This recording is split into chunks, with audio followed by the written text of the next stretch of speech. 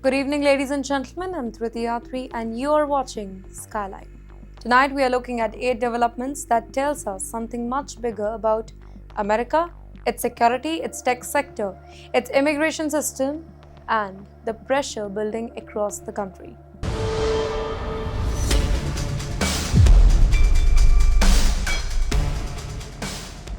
So let's start with the first development tonight, which rather is an accident. The Apache helicopter crashed in Salado, basically a small town about 20 miles from the military base, and it set off a fire. 2 people died in the military helicopter crash. This happened on Wednesday outside Fort Hood in Texas, and this is according to the official report. The Bell County Sheriff's Office received a 911 call just after 1:30 p.m. about a helicopter crash in the area. In the meantime, 2 people, they were immediately pronounced dead.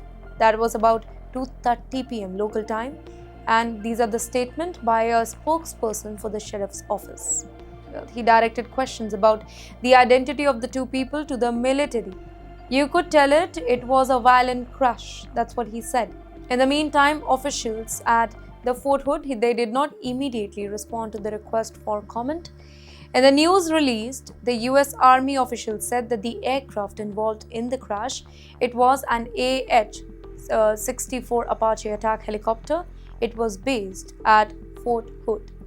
Well, the crash, it caused a blaze in the dry fields where it landed, and law enforcement officials evacuated several area residents. In the meantime, authorities also said that by 8:30 p.m. Wednesday local time, the fire was 95% contained after burning 155 acres, according to the Texas A&M Forest Services. A number of military helicopters have crashed in Texas in recent decades.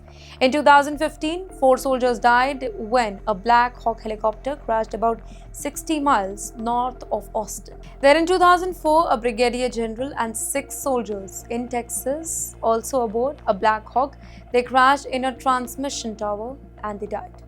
And from a military crash in Texas, that is very, very sad. We now move to another story where the aircraft itself is becoming part of a much bigger immigration enforcement operation across America. If you hold a US visa, are navigating an status extension, or travel frequently through major American airports, pay close attention to what's happening on federal runways across the country. Well, the Department of Homeland Security is quietly reconstructing its entire aviation fleet logistics, parking dozens of chartered aircraft while dramatically scaling up targeted airport enforcement and expedited removal operation. According to reports from the New York Times and aviation tracking data, federal authorities are fundamentally altering how immigration enforcement operates at ports of entry, transmit hubs, and charter flight network. And this isn't the story about aircraft contracts. It is a direct shift in operational strategy that impacts everybody living and working in the US under federal immigration oversight. Now, to understand what is happening, we need to look at the massive mechanics of ICE, air operations, and federal charter contracts.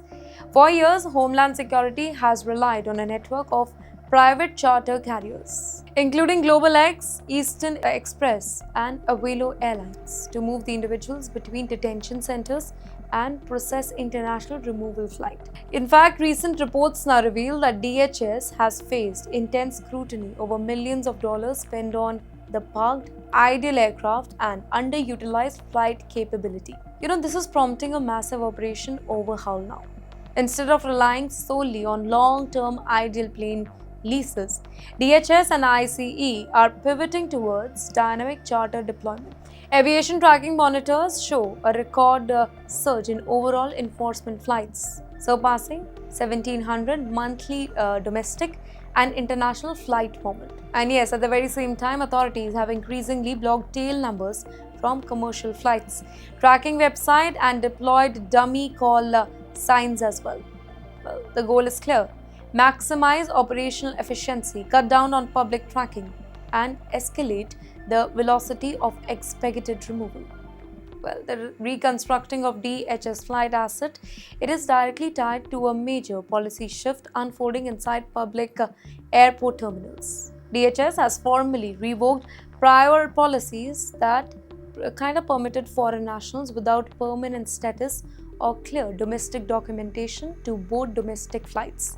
Through expanded collaboration between ICE and Transportation Security Administration, federal agents are actively conducting pre-flight document checks and terminal sweeps across major airports. In the meantime, legal experts they warn that commercial travel has become a high-risk touchpoint. When a foreign national purchases a domestic airline ticket, passenger data is cross-referenced against the federal databases. For individuals experiencing legal gaps, such as pending green card adjustments, delayed H-1B grace period filing, or expired status extension, domestic airport security check-ins, it can instantly trigger the federal interference here. So, does this aggressive enforcement and logistics shift affect high-end individuals, specifically Indians? Well, first, it highlights zero-tolerance enforcement posture currently operating across all DHS divisions. Secondly, for H-1B holders undergoing employer transfer to perm delays, travel within or outside the US, it carries a lot of procedural risk. Immigration attorneys, they strongly advise carrying all the original approval notices, physical I-91 record, and updated employment verification document whenever traveling domestically by air. And third, the scaling of ICE flight capacity, it means expedited removal timeline are faster than ever.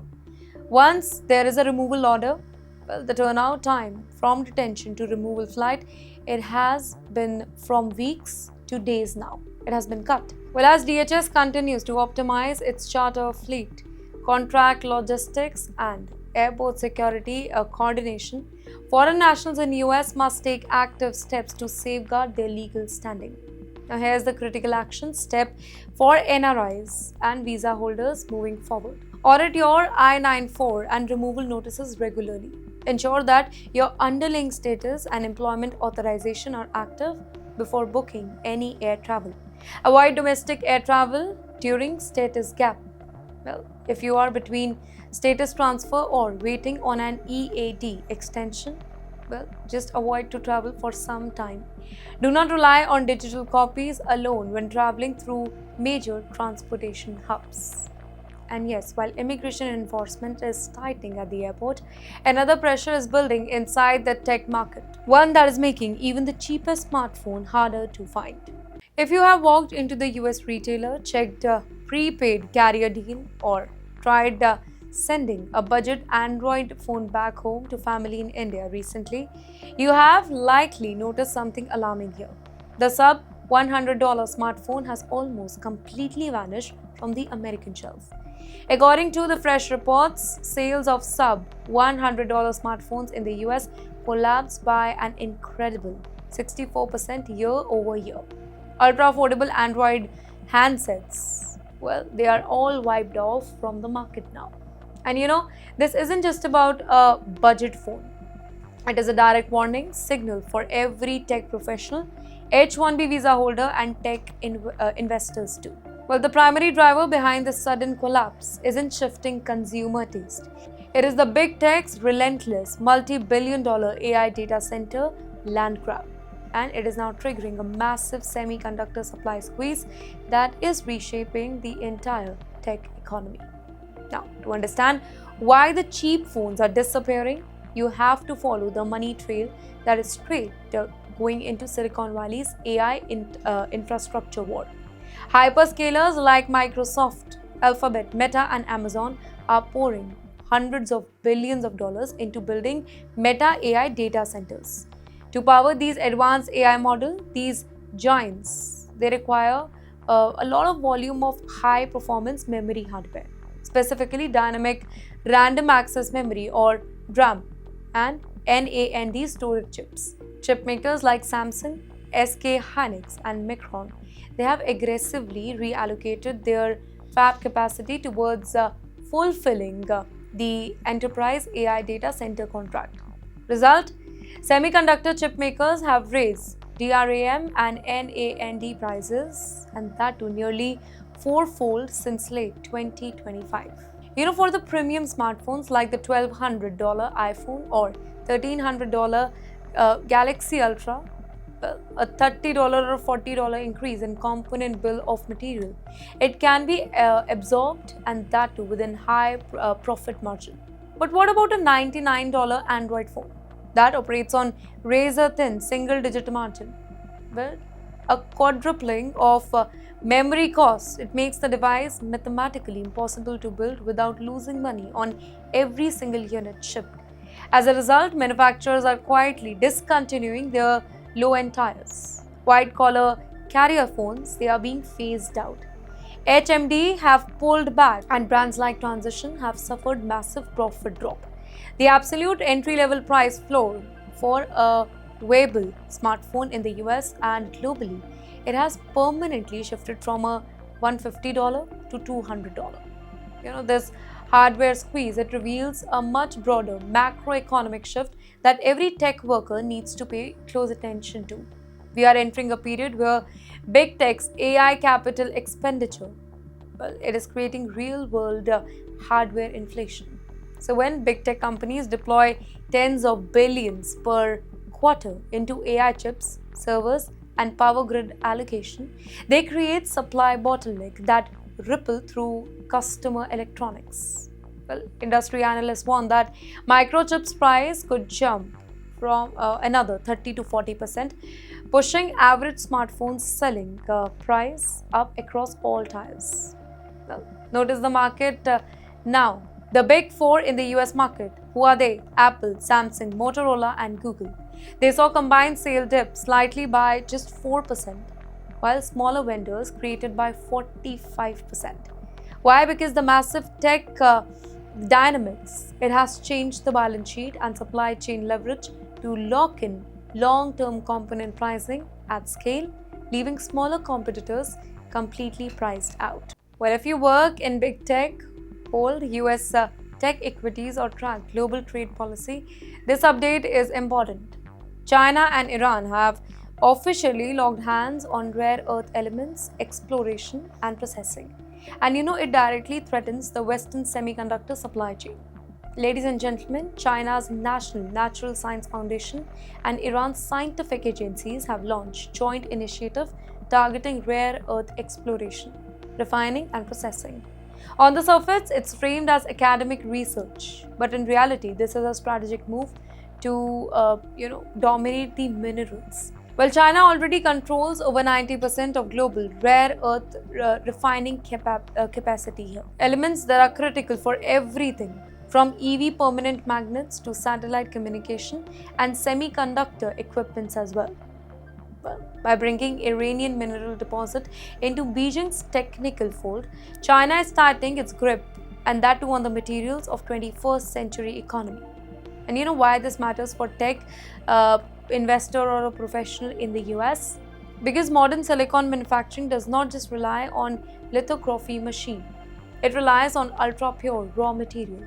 When Beijing tightens the dual-use export control, downstream tech production value in trillions, it became exposed to sudden bottlenecks. Well, we are seeing a parallel to recent export cuts where prices, they spike by over 500% in a single year. So when rare earth processing and essential metals are restricted, chip fabrication costs skyrocket, margin pressure it mounts, and hardware delivery timelines stretch from weeks to years. Look at the number. A multi-$100 million defense or AI hardware deployment can be brought to a standstill by a shortage of specialized mineral components worth less than $30,000. From advanced fighter jet radar to AI server clusters and autonomous vehicle sensors, Western OEMs, that remain deeply dependent on redefined rare earth magnets. While the Pentagon and the US Department of Energy are funding the processing facilities in places like New Hampshire, while these projects remain years away from matching global demand. When hardware costs escalate across hyperscalers and semiconductor foundries, corporate capital expenditure it shifts. Big tech companies are forced to reallocate the capital away from headcount towards securing guaranteed supply chain and paying hardware input cost. Well, for Indians in the US working in Silicon Valley or Austin, supply chain shock it translates directly into the delayed R&D project, corporate reconstructing and tighter hiring budget across hardware and software engineering team alike. And yes, as China and Iran deepen their strategic partnership, tech investors must monitor critical mineral policy, domestic refining subsidies, and semiconductor supply resistance here. And yes, as these economic and strategic partnerships reshape the region, another major shift is taking place much closer to Iran. American troops are preparing for a historic change in Iraq. After more than 2 decades of military presence, the United States is expected to complete its withdrawal from Iraq by September 30th. And this is according to the reports. The whole move, it could end a mission that began with the 2003 US-led invasion of Iraq. Iraqi Prime Minister Mr. Ali al-Zaidi, he has called September 30 the fixed and final date for ending the US-led coalition's military mission and completing the withdrawal of American forces. Well, the announcement comes as the US remains engaged in heightened tension across the West Asia, including the war with Iran. In fact, the timing is significant because Iraq has been one of the central locations through which the United States has maintained its military presence in the region. For more than 2 decades, American troops have been part of a broader military mission that has shaped Iraq's security landscape and America's strategy across West Asia. You know what? The withdrawal, it also comes at a moment when the entire West Asia is already dealing with heightened military tension, regional alliance, and growing pressure involving the US and Iran.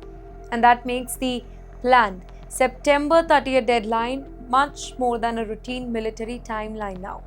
Well, for US, it means adjusting its regional military posture. For Baghdad, it means taking greater responsibility for its own security arrangement. For Iran, any reduction in the American military footprint in a neighboring country, it is closely watched. Well, the development, therefore, it carries implication far beyond the number of troops leaving Iraq. It is about how the US wants to position itself in the West Asia, how Iraq wants to define its future security role, and how regional powers respond to a changing American presence. But yes, while governments debate military strategy and regional power, another battle is happening inside American classrooms. And this one is being fought over something much smaller: the smartphone in a student's hand. As students across the United States return to schools this particular month, many will be confronting a new reality: classrooms without smartphones. That's right, educators and parents, they have been fighting a battle against influence of technology in the classrooms. Yet, many young people say that they have been left out of important conversations around school phone policy, which are now in effect in at least 39 states and Washington, D.C. Well, school organizers, they told The Guardian that they support screen time bans in school. But such policies often, they don't address the root cause of screen addiction, such as intense social pressure and feeling of isolation. Then in response, more students are advocating for their own digital well-being and developing programs to thrive in tech-free learning environment. In the meantime, Olivia Howard, basically a rising junior in New York State, recalled receiving her first iPad when she was in kindergarten. Well, for digital natives like herself, she said quitting their devices cold turkey, it was never going to be easy. Well, let me quote what she said. We were the first generation to grow up on technology. If legislators, they are implementing these phone bans, we need to take into account the account like what are the subsidies. Most kids her age, she said, have relationship with tech, so there has to be another alternative to the replacement here. In the meantime, in California, a new state law took place on 1st July that requires school districts to develop policies that restrict phone use on campus. In fact, according to L.S. Choi, a junior at the Orange County School of the Arts, she said locking of devices is a step in the right direction but may not on its own be specifically effective since the kid will always find a way around regulation. As a K-12 policy co-chief with the GenUp, Choi spent most of the year authoring and building a coalition for a state bill that would mandate district-wide digital wellness education, which teaches the student how social media and AI affect their mental health. She said, and I quote, "It's not a matter of how long we are on our devices, but what it's doing to us when we are on it. In general, the harm really extends beyond the classroom. Teens often stay up late scrolling on social media and texting, which can cause insomnia and affect their ability to focus on school. Now, add to that constant pressure to seek validation by, garnering more likes or maybe followers." She also said that our entire social lives are happening online. Digital wellness education, it is about giving students the understanding and skills to actually make better choices. In fact, there should be limits and understand the impact that it's having on our mental health. Over the past years, the campaign has supported 50 schools and reached 17,000 students across the state. Two teens in a rural area, noticing that phone use spiked after the art program was cut, placed rolling crafts cards around the campus where students could use art supplies during and after the school. And at another school, a teen used the mini grant to organize a phone-free hunt where the students use disposable cameras to complete the challenges. So these are the alternative of banning of the phones. And this is how the young Americans, the future of America, they will grow, and that too not being on the screen. And yes, when American schools are trying to bring students back into the real world, nature itself is forcing millions of Americans indoors as severe storm teared the Midwest. Power supply was cut on Thursday to about 540,000 homes and businesses across the US Midwest as severe storm barred the whole region, and this is according to the poweroutrage.us showed. Indiana was the hardest hit state, by the way, with more than 267,000 outages, representing about 8% of roughly about 3.3 million consumers. In fact, according to the AccuWeather, rounds of severe thunderstorm will threaten the plains, Midwest and East into Thursday with damaging wind gusts, while repeated downpour, it could trigger dangerous flash flooding as well. And this is a severe condition in the US tonight. First responders had rescued many people from flood waters on Wednesday, by the way, as utility crew.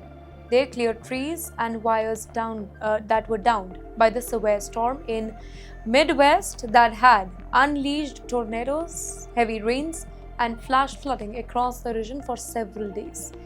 Sadly, a 4-year-old boy, he was killed when a tree fell on the home in Indiana during the Tuesday storm. In the meantime, officials in Indiana, they were investigating whether the severe weather it played a role in reported homes explosion that killed a person as well. Indiana's hardest hit utility was Northern Indiana Public Service Company. That is roughly about 55% of its 468,000 consumers in the state.